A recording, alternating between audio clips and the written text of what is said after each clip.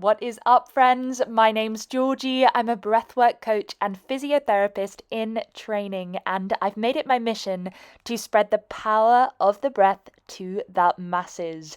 Welcome, welcome, welcome to the Just Breathe podcast, where we talk about, you guessed it, all things breathing. And hopefully, these episodes will help you guys to harness the power of your breath to help to reach the full potential of your bodies and minds. So it's been a little while since I've released a podcast episode. I've been completing my pre-university exams to get onto my physiotherapy course, and I passed with flying colours. So I'm so excited to start my degree and really bring breathwork into the physiotherapy realm and to share more research and discoveries with you guys. As I learn, I hope you learn too. So, in today's conversation, and it is so good to be back in the podcast world releasing episodes like this, I will be chatting to Fleur Conway, aka Core Prana. Fleur is an incredible oxygen advantage instructor, but she is also a hypopressive, emotional, and life coach. She is an ex-veterinary nurse, Bach flower expert, and an incredible holder of so much wisdom. Fleur has a particular passion for the menopause and the importance of self-awareness and the power of self-regulation in that chapter of a woman's life. Fleur really recognizes how lonely and isolated so many women often feel as they're going through the peri and post menopause. Of course, anyone that knows anything about the menopause will know the menopause actually only lasts one day. Otherwise, you are in those stages of peri and post menopause. This is a realm that is highly under-researched and deserves so much more attention. Every woman, half the population, will go through this process, yet so many women feel ignored and dismissed even by medical professionals. So Fleur is looking to shed some light on that, and she's doing it so incredibly beautifully, especially helpful that she speaks both Spanish and English. Fleur was also featured in a children's book, Well-Being for Children, which you can purchase on Amazon, and I'll pop that in the show notes below. Before we get into the conversation, a quick reminder to like, share, and subscribe to the Just Breathe podcast. Leave a review if you enjoy the episode, send it to a friend who needs to hear this conversation. And with this one, there are so many women out there that need support with that peri and post menopause. So please do send it along to whoever you think needs to hear this. We have so much to offer in this breathing community, from oxygen advantage instructor trainings to self-paced mini courses to retreats to classes to events. There is so much educational content to be had. Make sure you like, share, and subscribe. All right, let's get right into today's conversation. I really hope you leave this episode feeling empowered, inspired, and like you've learned something new. Fleur has so much to share, and her wisdom and knowledge is second to none. This is episode 59 of Just Breathe with Fleur Conway.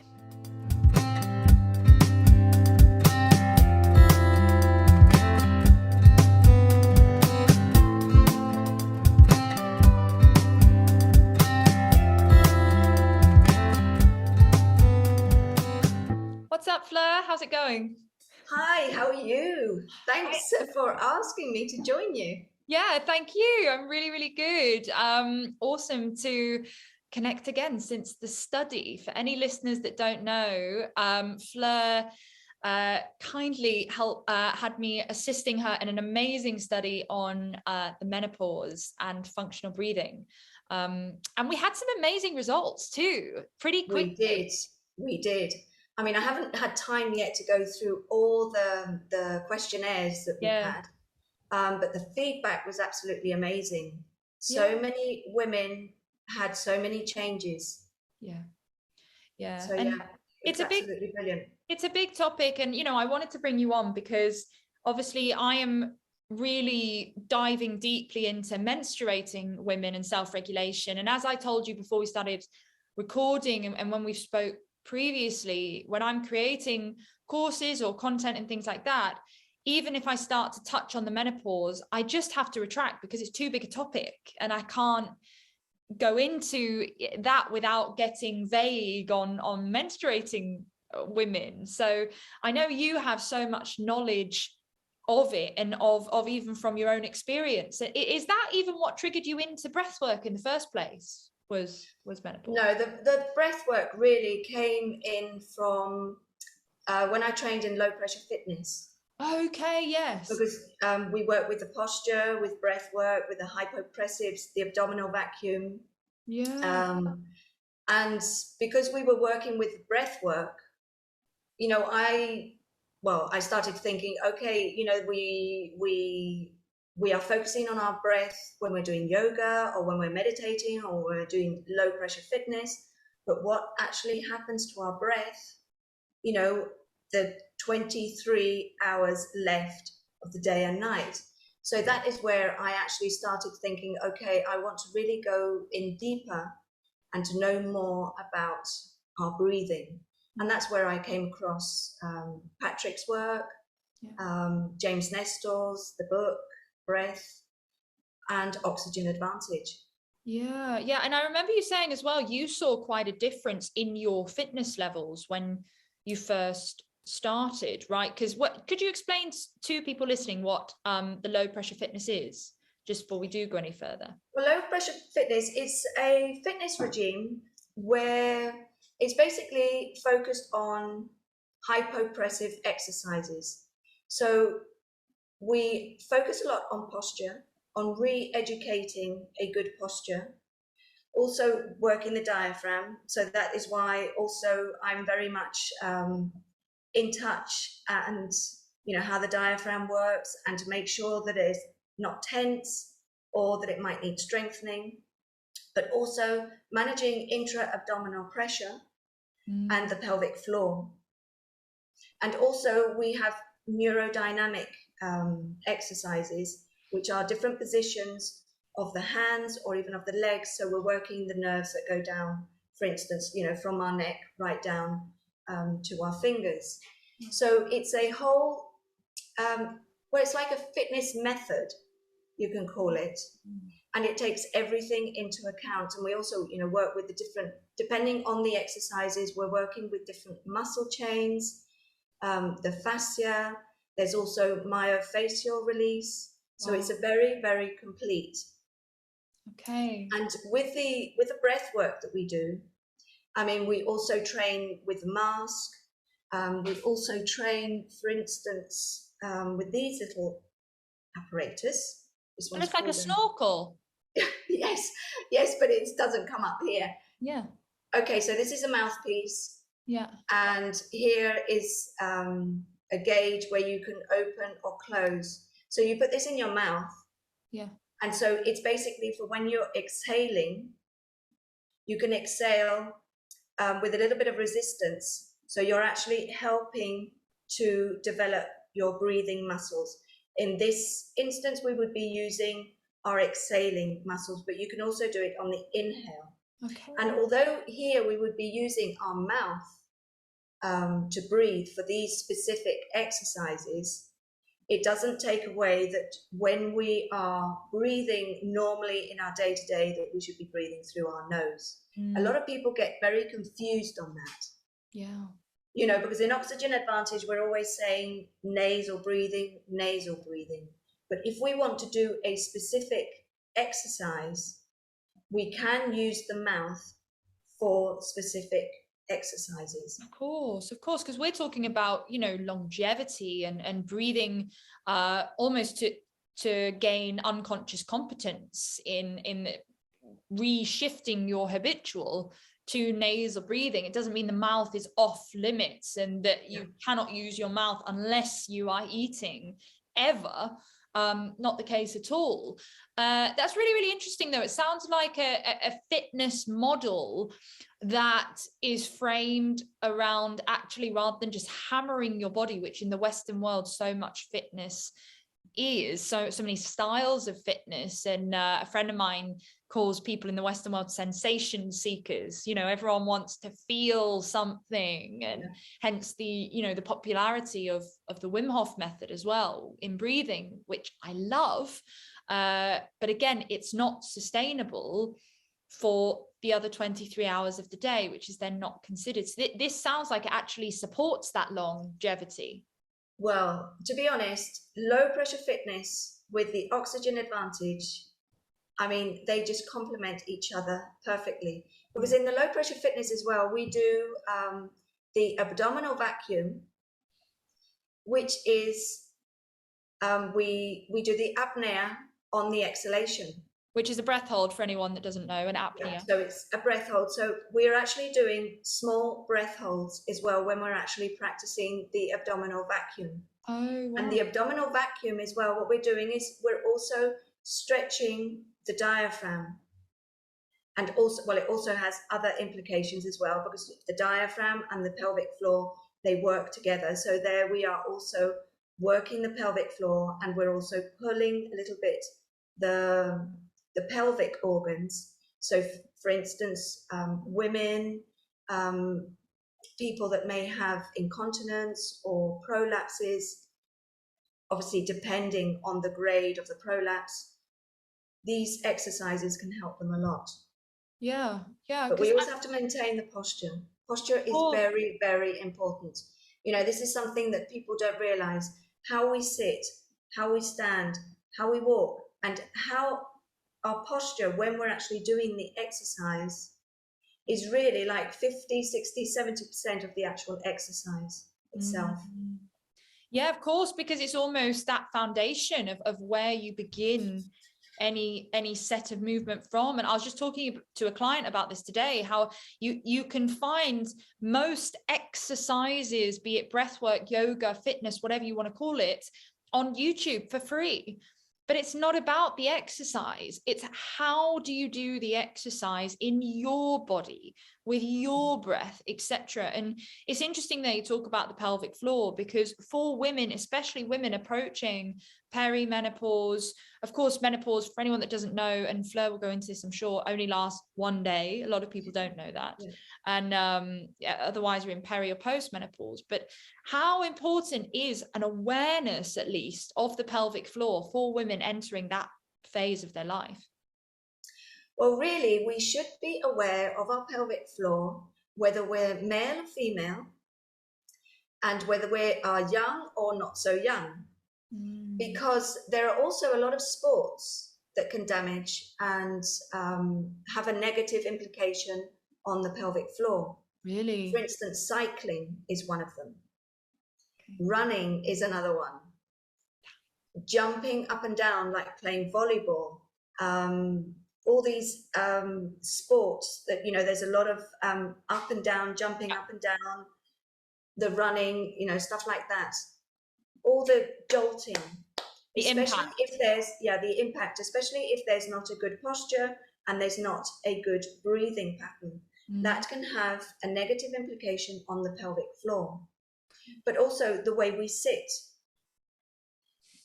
We have a lot of men, for instance, the lorry drivers or taxi drivers, you know, they spend all day sitting down. That can have a negative effect on the pelvic floor as well. So it's not just women when they're pregnant or they've given birth or they're coming up to perimenopause. It's actually all through our lives. Weightlifting as well. So many weightlifters actually have incontinence and they don't say anything and they just say, oh, it's something that happens. Even CrossFit, people that train in CrossFit. Wow. And it's not just women, it's men as well. Yeah. But there's so many people that are embarrassed to say anything about it. Surgeries as well. You know, it can be abdominal surgeries. It doesn't have to have anything to do with the pelvic organs as such. It can just be, an exploration or any invasive, treatment to the abdominal area can cause adhesions, and that can also affect the pelvic floor. Yes, incredible, because it's really highlighting the point as well that yes, a big topic of yours, and I suppose we could call it a niche of yours, is women entering that stage of perimenopause, and purely because it's so necessary, that so many women, as we discovered looking for women to take part in the study, are so lost and feel so alone in their journey into menopause. But it really does, even just that little bit of information on the pelvic floor, go to show how important it is to not wait until that point in your life to start. And it's that culture, isn't it, in the Western world, where we wait for something to go wrong to do something about it, rather than just engaging in those practices that we know are going to give us longevity, we know are going to give us sustainable health from the get-go. Well, this is the good thing as well about the low pressure fitness, because you can implement it into your normal training activity, into your normal sports activity. So you can do a few minutes, 5-10 minutes as a warm-up, and you can do it as well as a cool down, and you can do your sport or your training, whatever, in between. So it's a little bit like the oxygen advantage. You don't have to say, okay, I've got to do half an hour, or, I've got to do, first of all, I've got to do low pressure fitness, then I've got to do the oxygen advantage, and then I'm going to do my sports, and everybody will go, oh my God, I haven't got enough time for all of this. No, you can implement it and you can mingle it and you get the benefit. Wow. But yeah, menopause, as we know, it's one day, but we'll just call it the menopause because everybody just calls it the menopause. There's a lot of things that goes on. Yeah. And we don't have the information when we reach this stage. So there are a lot of things that happen to us, and we see the changes, and we don't quite know what's going on. So it can be, for some women, it can be quite a scary time. And also, but it's not only on the physical level, but it's also on the emotional level. Well, because hormones are such a driver of your emotions, as we know as menstruating women as well. If you really are awake to and on, a form of a natural cycle, you become so aware of your almost daily weather forecast that is completely different. One thing could completely not bother you one day and be an enormous trigger that you need to deal with the next day. Yeah. And obviously it affects menstruating women in a different way, but hormones are an enormous influencer on our perception of reality, even, right? Yeah. And I think one of the big emotional issues that a lot of women have, when they get to my age, is well to realize that what you've been, if you're a mother and you've got your children, you suddenly realize that, they've gone, although, for instance, my children, they haven't lived with me now for many years, but it just suddenly triggered to me, like, oh my gosh, I have to really let them go. I'm still a mother, but I don't have that mother role anymore. And now it's sort of like, oh my gosh, and now what? There's a lot of women that sort of go, oh my God, and now what? Yeah. So instead of taking that as a negative, it's a time of us saying, right, now it's me time. Yeah. What do I want now in my life? What do I want to do? What do I really like? What do I don't like? What do I want to get rid of? What do I want to welcome? So it's also a transformation, but there is a lot of letting go. Of course. And that can be quite scary. And also letting go of what was your body. You know, because there's a lot of things that happen in your body. Well, your hair changes, you know, your skin changes, your boobs drop. You know, there are lots of things that happen that you know, you don't know whether you're still attractive. You know, you might look at yourself in the mirror and you think, oh my gosh, you know, I don't like what I'm seeing. You know, so there is a lot of turmoil going on as well. Yeah, even I read in a book, and there's a great book called The Female Brain. I mention it a lot in my courses. I teach with the Oxygen Advantage, but that say women can even mourn for their menstrual cycle that was you know, just an indicator, because of course a period is an indicator of health, and you have it for such a large proportion of your life that when that is gone, there can be a mourning process. And but I think, you know, there's nothing wrong with that at all. I think that maybe the problem arises when the shame creeps in of something that is the most natural process that every woman in the world will go through. And yet why do you think there is so much shame around inevitable symptoms of going through peri, post menopause, etc.? I actually think that a lot of it comes from women. I don't think it comes from like the men. No. Because I mean, you know, if a man loves you, he loves you for who you are, you know, not of whether you can produce or not produce or whatever. You know, he loves you for who you are as a being, as a human being, as a person. Yeah. But I think a lot of it comes from other women. And I think other women can be really pushy and really nasty towards other women. So I think it actually is, well, I don't think actually social media helps at all. I mean, when we go into Instagram, you know, we see all these young women who, you know, have wonderful bodies and, you know, everything's in place and, you know, their skin is nice and tight and whatever. And so, of course, if you compare yourself to that, and, you know, the social media is permanently bombarding people to compare, then that can do a lot of damage. Yeah. So, you know, there has to be a lot of self-love.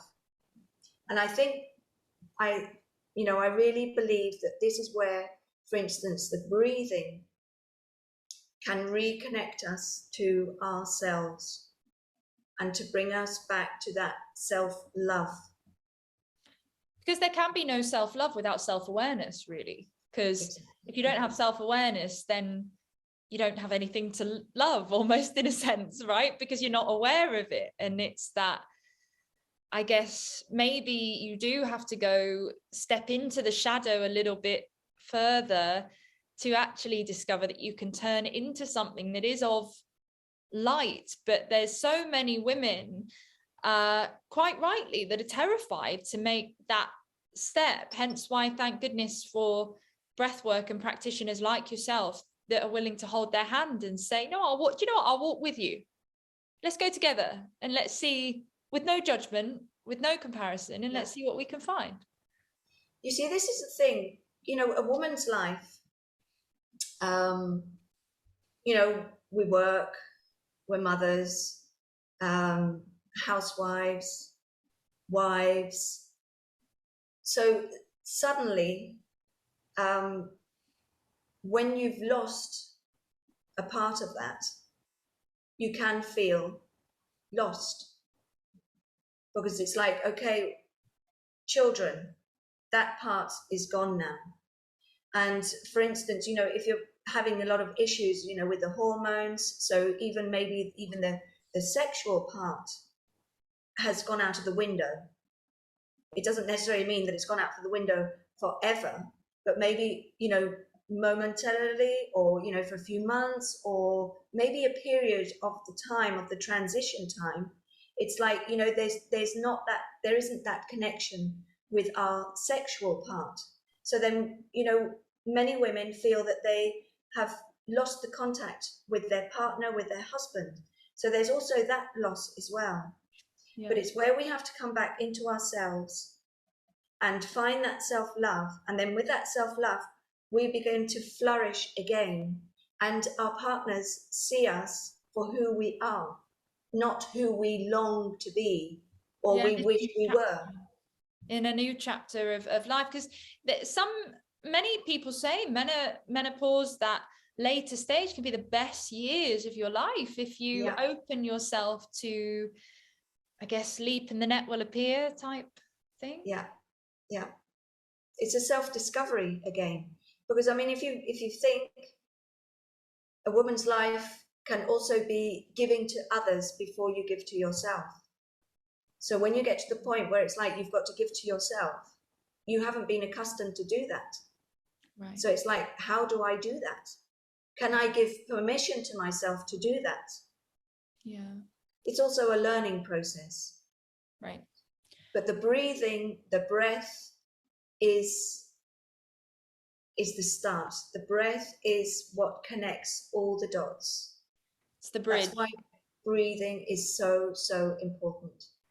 Yeah, and I love the analogy of breath work as a bridge, because many people also can go too far in thinking breath work is the fix, it's the answer. And that's very much a culture we exist in the medical world of fix me, you know, what can I take? What can I ingest? You know, what can I inject or anything like that to fix me? And it's that, no, breath work is the bridge to welcome you to become aware and learn to navigate something that maybe was you couldn't even see before. But you're right in that it is just the first steps. And I think that's important to clarify, in that many people go, oh, I'll take this breathwork thing, and then be disappointed that perhaps they don't consider themselves completely fixed afterwards. That what if there was nothing to fix, is usually my answer to that. Well, this is one of the things that I found really, really interesting and very encouraging in the study that we did, because a lot of the feedback was about how aware these ladies have become about what triggers them, what doesn't agree with them anymore. Because this is the other thing is as well, you know, there might be certain foods, alcohol doesn't agree with most women who are going through this stage. Late nights now doesn't agree either. You know, we become these very boring people who want to go to bed by 10 o'clock. No, but you know, there are certain things, for instance, as well, you know, the way we keep fit, we also have to adjust. You know, we have to start really listening to ourselves, and as you say, become aware. And this is what I find so fascinating about, you know, with the breathing, with the breath work. Part of that process is coming into awareness of each individual's needs. So what I might need or what is good for me might not be good for another person. And what triggers me might not trigger the other person. So it's a very individual journey. Mm-hmm. And the breath work can bring us into that individual journey. Absolutely. And would that be your advice for if a woman came to you and said, I'm really struggling with this stage of perimenopause? Would the first word, I suppose, be awareness, that you would give to them? Yeah.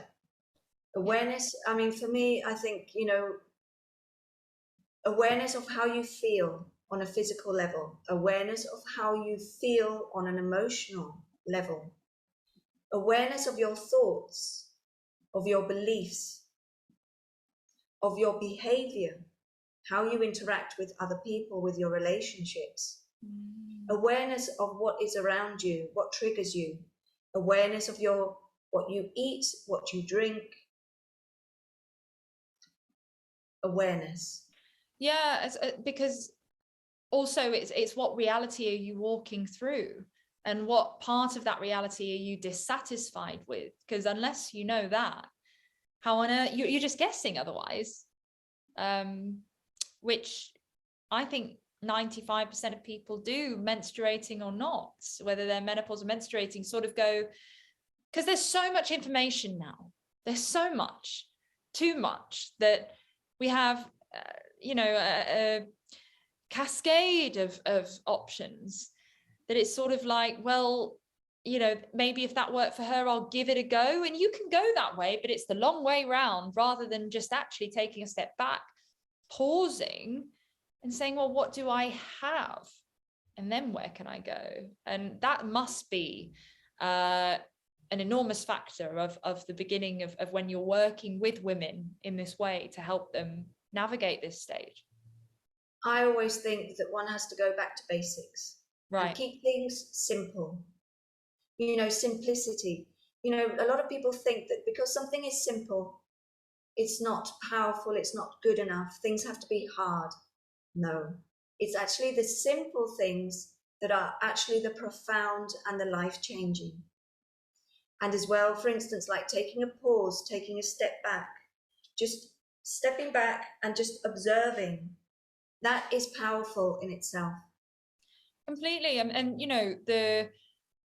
I always have found, and continue to find as my academic and so many journeys progress, that actually the most intelligent and established people that have learnt the most, I suppose, in terms of explored any given topic, are the people that can summarize it in the simplest of ways, and that don't need to use enormous words that no one understands, and can put it into one sentence, that anyone can comprehend.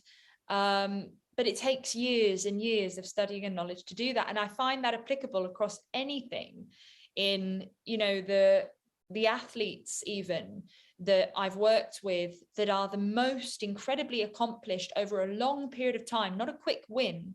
I was very lucky to work with an incredible triathlete, a female one, and she's won a world's triathlon.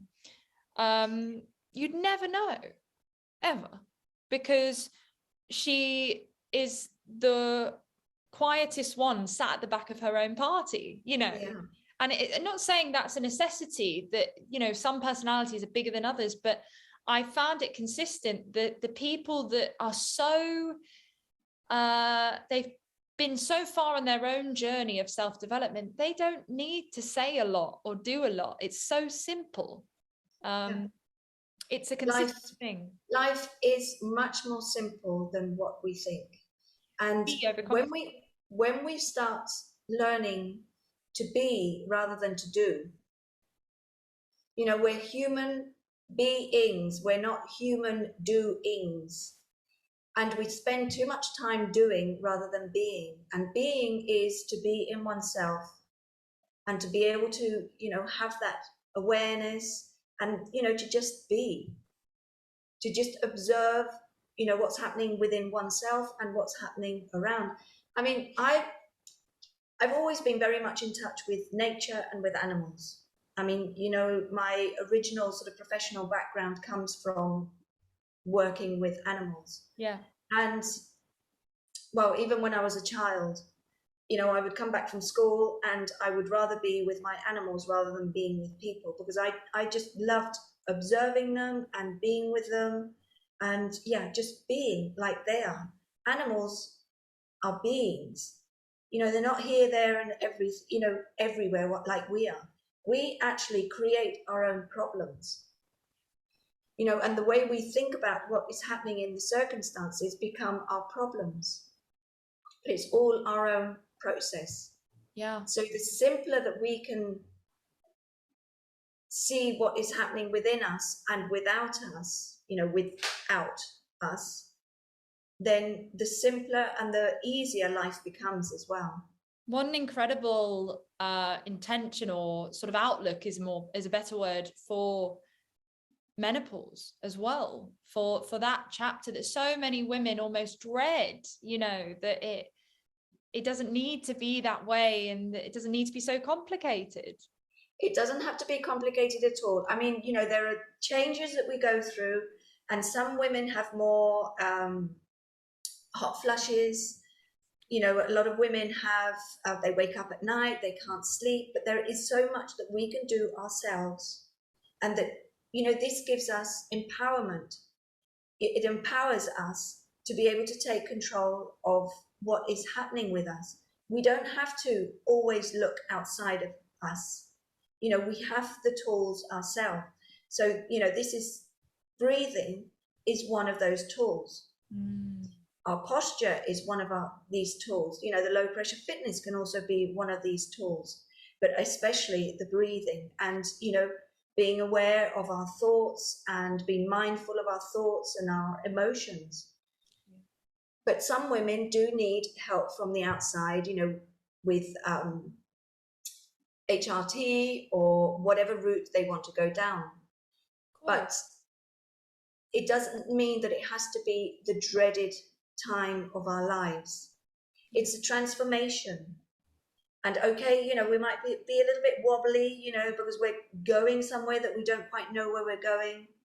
But if we can transform this into something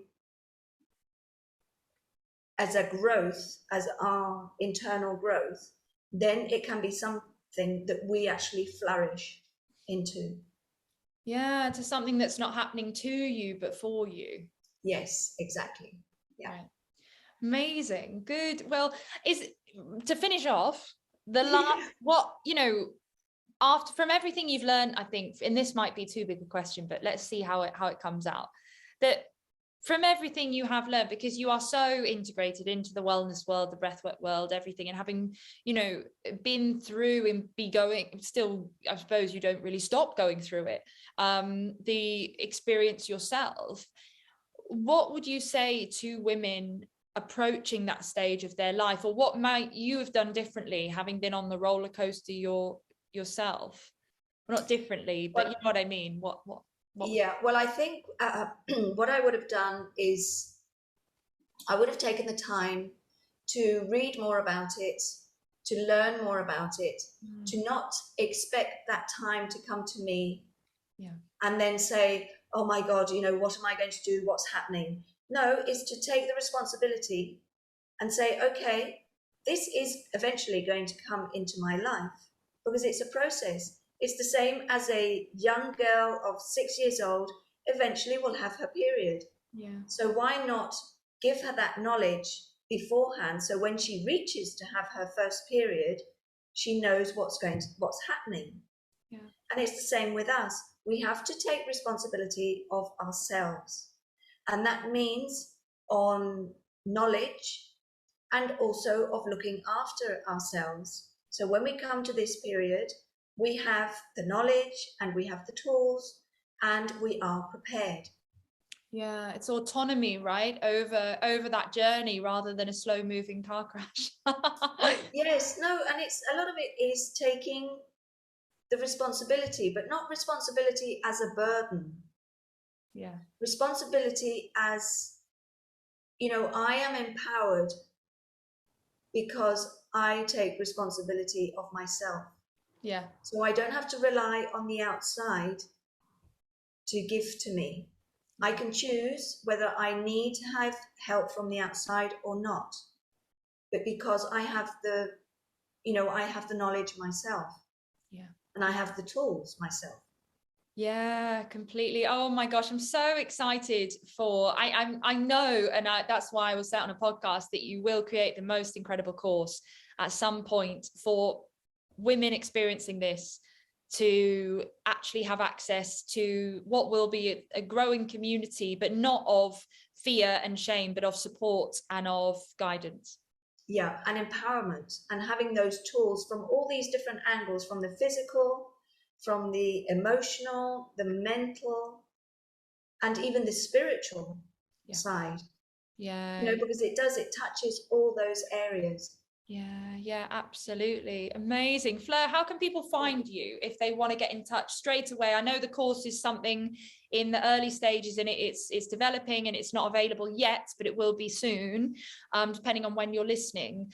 But how can people find you for now? I'm sure they can reach out to you, right, and ask you questions and things. Yeah, well, I'm on Facebook as Fleur Conway. Yeah.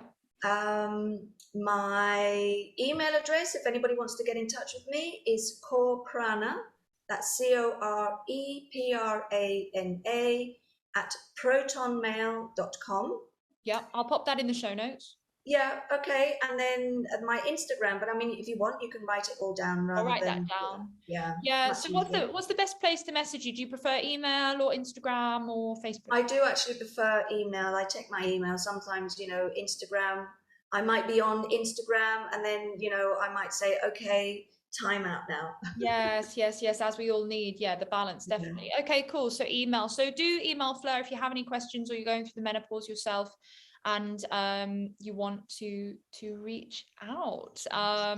But yeah, Fleur, like myself, is super active in getting everything she knows out there, which is, a godsend to so many women. So yeah, amazing work, and I'm just glad and hope this podcast can be a vehicle to help to raise that voice. Yeah, just one thing. If anybody does go to my Facebook or Instagram, to not panic because they see things in Spanish. Oh yeah. Because I'm bilingual, so I do put things in Spanish and then things in English. So Yeah. just beware. Yeah. Yes, Spanish and English. So yeah, also if you are Spanish, and Fleur can also speak to you as well. So it's a great gift. But yeah, it's been a pleasure. It's been an amazing chat, and thank you for coming on. No, thank you, Georgie. Thank you so much.